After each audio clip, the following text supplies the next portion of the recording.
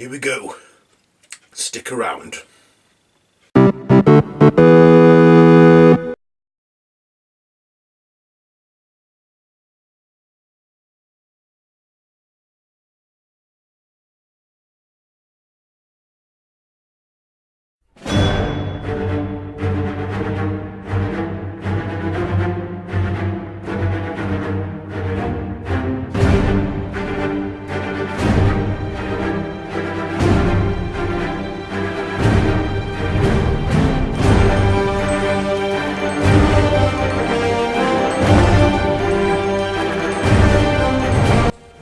Hello YouTube and welcome to a random review, and today I am reviewing Avengers Endgame. And before we go any further, this is a massive spoiler review, so if you have not seen Avengers Endgame then do not watch this video. But if you want to see my spoiler free review in the conclusion to my Road to Endgame series, there's a link right now above me somewhere. Okay. So, Avengers Endgame. So, I'm going to give you at least 5 more seconds to click off this video if you haven't seen it, because I'm going to get into a massive spoiler territory. So, come on. 5, 4, 3, 2, 1. Okay, here we go. Spoilers.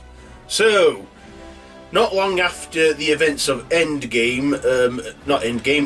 War, we also see in the opening what Hawkeye was doing during his absence in Endgame.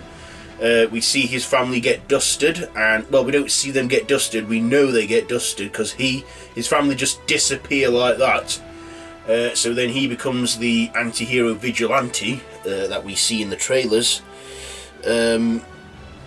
So, taking place a couple weeks after Infinity War, Stark and Nebula are stranded in space and are about to run out of air and supplies, till Captain Marvel, Carol Danvers, comes to their aid and brings them back to Earth. Stark is reunited with Pepper Potts. Rocket and Nebula are reunited, and they're the only two from the Guardians of the Galaxy series left. They all decide to band together and bring the fight to Thanos and get him to undo the snap, but to their shock they discover that he's destroyed the Infinity Stones, so no one can undo what he's done. And then out of that, Thor this time goes for the head and kills Thanos, and then we go to a 5-year time jump. And what has been 5 years for the Earth has been only 5 hours for Scott Lang as he escapes the quantum realm. He makes the discovery that the Earth he left wasn't the Earth he came back to, but out of all of it, he discovers that his daughter Cassie is still alive, but older. He then comes to the Avengers HQ with the idea of quantum physics, and then tells them that they could actually go back in time and get all the Infinity Stones. At first, Stark, now raising a family, he has a daughter called Morgan. At first he's not up for this, but then he has a change of heart and they decide, let's go back in time, do this mission, and get the stones. So they all split into groups, because they have very limited particles, pin particles, to travel through time. Stark, Rogers, Banner, and Lang go to the Battle of New York in 2012 from the first Avengers film to get the they split up. Banner goes to get the Time Stone. Oh, and in that 5 years, Banner's got control of his Hulk side and is now Professor Hulk, which is kind of funny because he's like the Hulk, but mentally in his head he's still Banner. We do get brief cameos from the Hulk, though, when he's all like, smash! We do get to see him in the aftermath of the first Avengers film as well, like how they face Loki and Loki tell him, I think I'll have that drink now. We get to see some of the aftermath of that, and we see them all getting in an elevator, and Hulk, poor big guy, too big for the elevator, has to take the stairs, and he's even big for the stairs, and that's funny. That was a funny scene going, Hulk stairs! Yeah, Hulk was funny in this. Also in the 5-year time jump, Thor has become king of New Asgard in Norway, and turns out half the Asgardians survived, and we discover that Valkyrie is well and alive, and and to my delight, Korg. I'm so happy that guy was alive. I was so happy to see him. Taika Waititi, director of Thor Ragnarok, just played the character like he was off set for 2 minutes. And yeah, he was like going, "Oh, I'm playing that game with that kid again. He's just called me a dickhead." Oh, Korg. I love that scene. That is one of my favourite funny scenes in the movie. Anyway, back to the mission that they were on. Professor Hulk goes to the Ancient One to get the Time Stone. At first, she's not convinced to hand him over the Time Stone, and yeah, it's Tilda Swinton.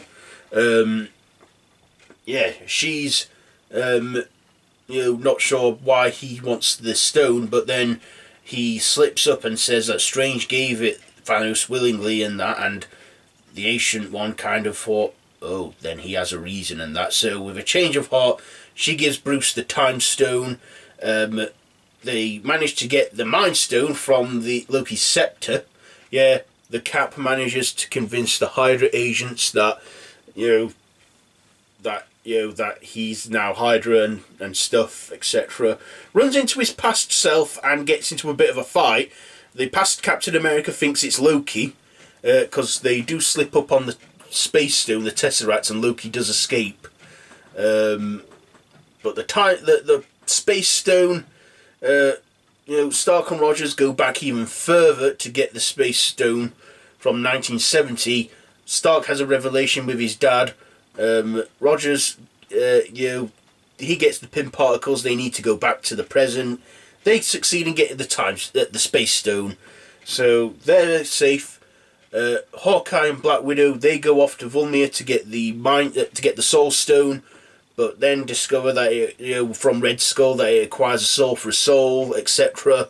Then Hawkeye offers to off himself first, but then Black Widow, she does it. She dies. Yep, Black Widow does die in this, so we know that her solo film will be a prequel.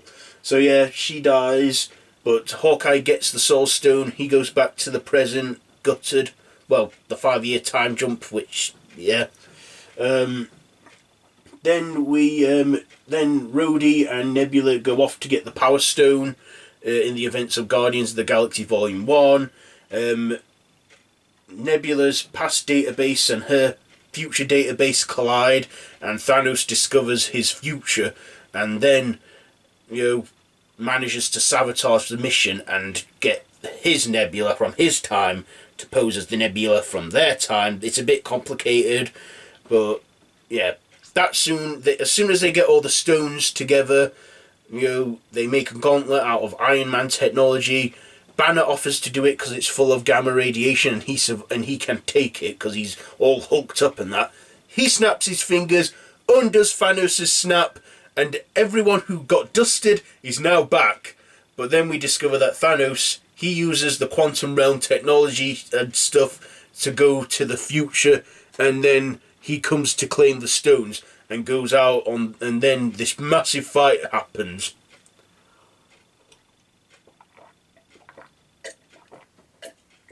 Thirsty. Oh yeah, Rocket and Thor go back to Asgard to the events of Thor: The Dark World to get the Reality Stone from Jane, and Thor even manages to get his old hammer back, just borrow it from that time. And then when they have the massive fight with Thanos, Hulk has both his weapons, Stormbreaker and Mjolnir, and they fight. And then at one point when Thor is about to lose to Thanos, bam! Who's using Thor's old hammer? The Cap. I know, that's crazy but cool. He somehow proves the hammer worthy. Anyway, Thanos has a massive army, and the Avengers find out they're outnumbered. Until, yes, Vulcan's coming into Captain America, from speakers. Vortexes open, and the whole, Wakanda army, Black Panther, the Guardians of the Galaxy, Doctor Strange, Spider-Man, the Wasp, every every single one, every single surviving person in the MCU, all band in this massive battle against Thanos, fighting over the whole gauntlet with the stones on it, and they have to stop Thanos from getting it, and they have to, and they all have a big, massive battle finale. And then at the end, when Thanos puts the gauntlet on, he tells them that he's inevitable, and Stark, he wrestles him for the gauntlet to get it off him, but Stark fails to get the gauntlet off. But then Thanos tells him, I am inevitable, and snaps his finger. But then we discover, because the gauntlet's made out of Stark's technology, he's managed to program the stones to move off the Thanos' hand to his hand, and tell Thanos shows Thanos he has the stones, and goes, I am Iron Man, and snaps his fingers. And then Thanos watches the entire empire fall and crumble around him before he too is dusted. And Stark, he dies. It's a sad send-off, but still, Stark died saving the universe. Anyway, after a big send-off to him, the funeral and that, we then see Captain America. Bruce tells the Cap to go, gets the Cap to go back in time to put the stones back in their rightful places in time, etc. And Thor's old hammer. And then, it's meant to be 5 seconds for them, he does not come back. Well, he does, but he takes the long way around. Sam, aka Falcon, and Bucky and Bruce discover Captain America is now an elderly man. And during his mission, he decided to stay in the past and finally be with Peggy Carter. And Steve Rogers is an old man, and he comes, tells Sam and Bucky the great life he had, and hands Sam the shield, passing the mantle of Captain America to him. So that's a nice end, and the film does end where we see Captain America, Steve Rogers, reunited with Peggy Carter, and it's a nice ending. So yeah, no post or mid-credit scenes. We do get the sound of iron hammering sounds as the credits end, but no post or mid-credit scene. No, I think it's the end of an era for that. Well, at least for... I don't know. This has been a conclusion to a massive Infinity Saga. So, yes, that is the whole plot. If you've been sticking around and you haven't seen it and it's been spoiled for you, I did warn you. So let's get to the likes and dislikes. First of all, I have nothing to dislike. And what I liked about this film was everything. Every single second, every single minute. This film was 3 hours, didn't feel like 3 hours. I mean, it felt like a long time, but not 3 hours. It was freaking awesome. The effects, the humour, the action, everything, the soundtrack, everything about this film. It was so well done and was worth the year wait. I feel like our patience was greatly rewarded. The Russo brothers did a brilliant job directing. The cast did a fantastic one on delivering. Yes, Thor now is gone off with the Guardians of the Galaxy, hands over the throne to Valkyrie for New Asgard, because he decides to explore with the Guardians of the Galaxy, yeah. And yes, this is just mind-blowing. It wasn't just a movie, it was an event, and it's still fresh in my mind. I was so blown away by this. It was a fantastic finale and a great way to end Phase 3 and the entire Infinity Saga. So, yes.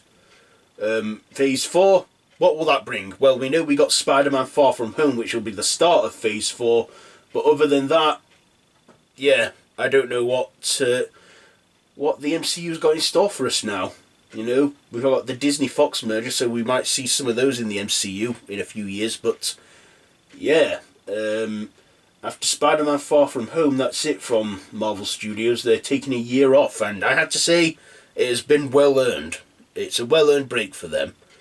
So yeah, my final thoughts I've just shared with you. My ratings, I'm giving this a massive 5 out of 5, as I did in my spoiler-free review, which you can still check out. So, that is it for my spoiler review of Avengers Endgame. Have you seen this film? You must have if you've seen it, because this is a spoiler review. Let me know down in the comments below what you thought. We can start a discussion if you wish. Yeah, if you like this video, be sure to give it a big thumbs up. Don't forget to share with your friends. Don't forget to subscribe to my channel if you haven't already, and to hit that notification bell. All of my social media links are linked down below in the description, so be sure to check all that out. And until next time, I've been Random Ross. This has been my random review on Avengers Endgame spoiler review. So yeah, until next time, I bid you all a goodbye, friends, goodbye. Whew. God, finally.